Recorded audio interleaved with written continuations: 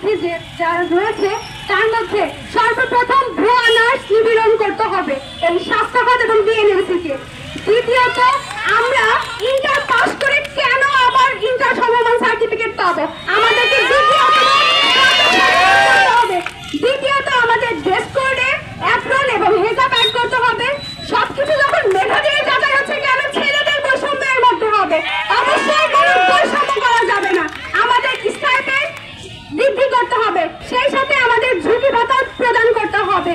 বর্তমান দেশ যখন সংস্কারের পথে, কেন আমরা দুর্নীতিগ্রস্ত সমাজ দিয়ে আমাদের নার্স সমাজ এগিয়ে নিয়ে যাব? উচ্চ পর্যায়ে যে কর্মচারী কর্মবৃন্দ রয়েছে সকলকে দুর্নীতিগ্রস্তহীন হতে হবে, সকলকে সততার সাথে এগিয়ে যেতে হবে এবং দেশকে পরিচালনা করতে হবে। যদি ডিসি মহোদয় এবং সিভিল সার্জন মহোদয় না করে, এর পরবর্তী পদক্ষেপ আমরা গ্রহণ করবো। এখনই সময় যুদ্ধে যাবার, কেননা দেশ সংস্কারের সময় রয়েছে। কেন আমরা নার্স সমাজ পিছিয়ে থাকবো? অবশ্যই আমাদের নিজেদের সমাজটাকে সুস্থভাবে এবং সুন্দরভাবে গড়ে তোলার। আমরা যদি এই মুহূর্তে পিছিয়ে যাই, সারা জীবনের জন্য আমরা পিছিয়ে যাবো। আয়ারাম স্টাফরা ওয়ার্ড করা গিয়ে রোগীদের সেবা দিবে, কোনো দায়ভার সেটা এসে আমাদের নার্স সমাজের উপরে পড়বে।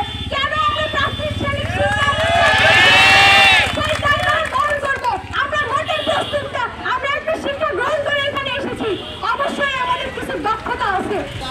আমাদের এই মানববন্ধন হলো প্রধান এবং প্রথম উদ্দেশ্য হলো ভুয়া নার্স নির্মূল।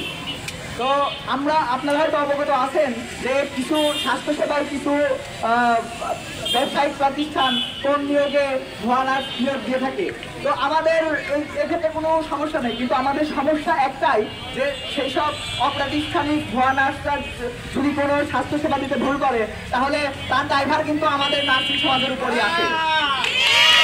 এই জন্য আমাদের সামাজিকভাবে মানহানিকর বিভিন্ন ঘটনা হয়ে থাকে।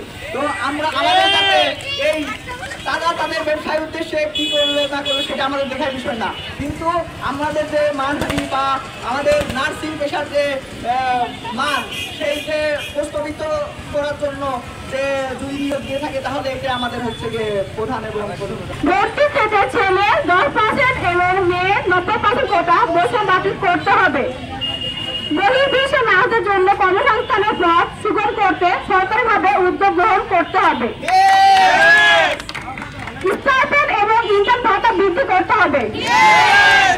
প্রাইভেট শিক্ষা প্রতিষ্ঠানে শিক্ষক নিয়োগ নীতিমালা প্রণয়ন করতে হবে এবং সরকারিভাবে প্রাইভেট প্রতিষ্ঠানে শিক্ষকদের প্রশিক্ষণের ব্যবস্থা করতে হবে।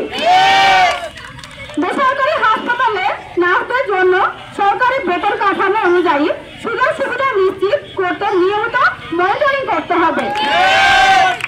সরকারি হাসপাতালে নার্সের ঘাটতি পূরণের জন্য প্রস্তাবিত 10,000 শূন্য পদে দ্রুত নিয়োগ বাস্তবায়ন করতে হবে এবং 50,000 শূন্য পদ তৈরি করতে হবে।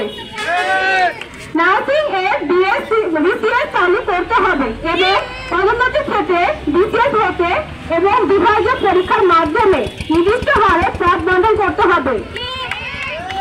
নিয়োগ বিধি 2016 বাস্তবায়নের মাধ্যমে নার্সিং ও মিডওয়াইফারি অধিদপ্তরের মহাপরিচালক সহ সকল পরিচালক পদে নার্স নিয়োগ করতে হবে এবং সকল আমাদের সিএস মহোদয় এবং ডিসি মহোদয়ের সবাই দৃষ্টি আকর্ষণ করছি, যদি 24 ঘন্টার মধ্যে আমাদের এই দাবিগুলো মেনে নেওয়া না হয়, তাহলে আমরা ছাত্র সমাজ কঠোর থেকে কঠোরতম